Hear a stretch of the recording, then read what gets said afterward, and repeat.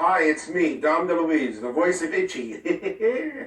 When things go wrong in cartoons, it can be funny, but in real life, it can be tragic. In the movie, Itchy was lucky, but some kids aren't.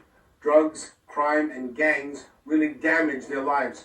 There's one organization that provides a positive alternative, the Boys and Girls Club of America. At the Boys and Girls Club, a kid can play sports, study computers, learn all kinds of new skills. With your support, the Boys and Girls Club can help a kid beat the streets.